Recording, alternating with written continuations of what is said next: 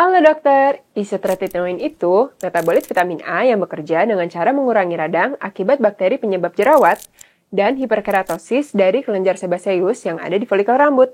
Isotretinoin biasanya merupakan last resort untuk kasus jerawat yang parah. Tapi ingat ya dok, pemberian itu perlu berhati-hati loh, nggak boleh sembarangan.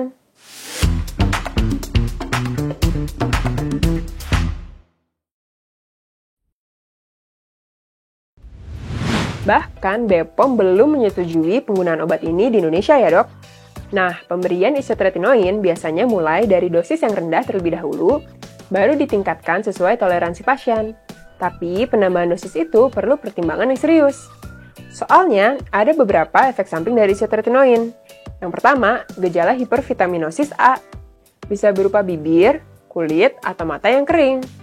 Nah, makanya penting banget buat pasien untuk pakai skincare yang gentle selama penggunaan isotretinoin. Udah gitu, pakailah emollient selama konsumsi isotretinoin buat mencegah seraksis dan iritasi kulit.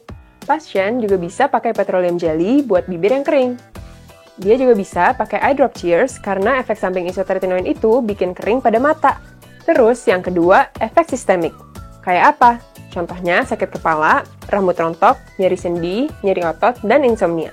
Sebelum kita lanjut, dokter udah tahu belum soal e-course Alomedica? Di website Alomedica tersedia nih e-course untuk berbagai bidang, yang narasumbernya nggak perlu dokter ragukan lagi. Mau kapanpun, dimanapun, dokter bisa akses e-course melalui website Alomedica. Udah gitu, sekarang e-course kita ber-SKP Kemkes loh. Yuk ikuti e-course Alomedica sekarang! Ada juga potensi terjadinya hipertrigliseridemia, transaminitis, trombositopenia, dan leukopenia pada penggunaan isotretinoin. Makanya, pemeriksaan profil lipid dan fungsi hati perlu dilakukan. Kedua pemeriksaan ini perlu dilakukan sebelum memulai terapi, 1 bulan dan 2 bulan setelah terapi, lalu setiap 6 bulan jika tidak ada abnormalitas selama terapi. Nah, yang ketiga, efek teratogenik. Makanya, sebelum mulai terapi isotretinoin, pasien diwajibkan tes kehamilan dulu. Selama penggunaan obat ini, pasien juga perlu menggunakan obat pil kombinasi dan kondom untuk kontrasepsi. Soalnya, kalau obat diminum saat sedang hamil, ada risiko abortus spontan atau cacat lahir pada bayi.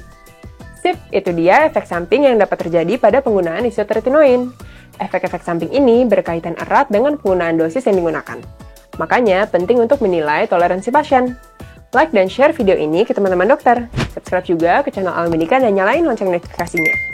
Jadi dokter Anda dalam genggaman, salam Alomedica.